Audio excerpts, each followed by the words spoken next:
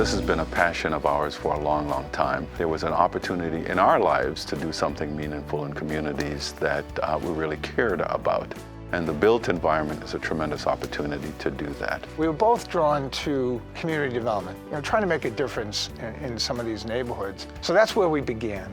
Really listening to people, listening to the community enables us to get to a place where we might have a project that's even better than what we originally started with. Pat and I both have lived in New York, and long before we set up an office there, would look for reasons to go to New York. It's very rare that a developer in another part of the country can come here to New York, navigate the relationships, navigate the difficulties. It's almost as if they've been here all along.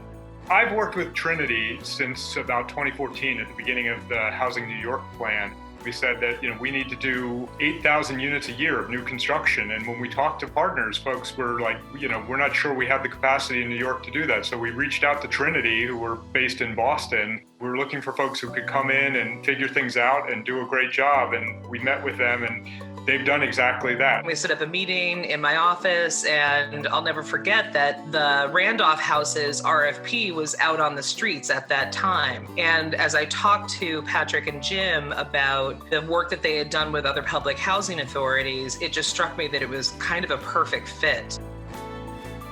We were designated after a pretty thorough vetting by the city, by the housing authority, and we were off and running. Part of the challenge with Randolph was that over the years, the buildings fell into extreme distress.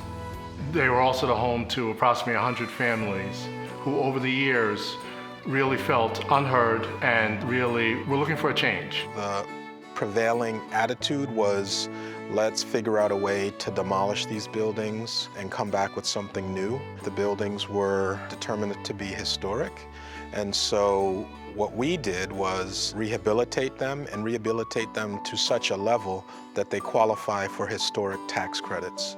We looked at a good, strong local partner, in this case, West Harlem Group Assistance. We was able to keep 147 families right here on the block where they grew up and they lived for 30, 40, 50 years. So I think that's important to the project. That's the whole gist of the project. There was an interview and an article in the New York Times about the perseverance of these residents. I was really proud when that article ran. We want to thank everybody again and again for your diligence, your preservation. And when I came out saying, we're going to have this and we're going to have this, and they said, oh, she's always talking for the housing authority. But look where we are today. We finally made it. Another example of Trinity working really closely with community leadership and a resident association is Van Dyck Houses, located in Brownsville, New York. On that project, we worked extremely closely with Lisa Kenner and the other members of the resident association. I met Trinity when they first came to present the project, and then Mr. Brown and Mr. Lee, I met them at City Hall. They were straight up, they was transparent. We listened, and the community let us know that there was a need for a healthcare center, a wellness center, and a daycare center.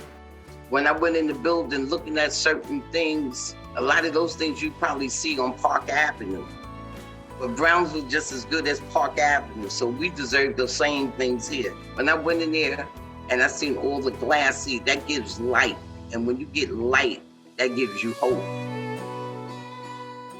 425 Grand Concourse is a project that everyone's looking at. It was formerly a historic school in the Bronx that fell into disrepair over the years. It will be the largest passive housing building in North America. It's one that is transformative, it's changing the area. The project includes an educational center, a health center, a cultural center, and a supermarket.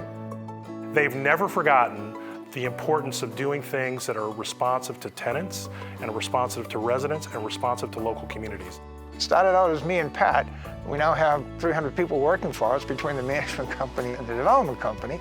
It boggles our minds when we realize we've crossed the $3 billion mark in total development costs. We're pushing 10,000 units of housing. We could not have imagined this in our wildest dreams back in 1987. We feel honored to be working with you. Congratulations, Patrick, James, Thomas, Kenan, and Christoph. Congratulations, and thank you on behalf of New York City for all the great work you've done. I wish you more building, developing, bringing families together, that people will be able to live in an affordable and comfortable place. Congratulations, and God bless.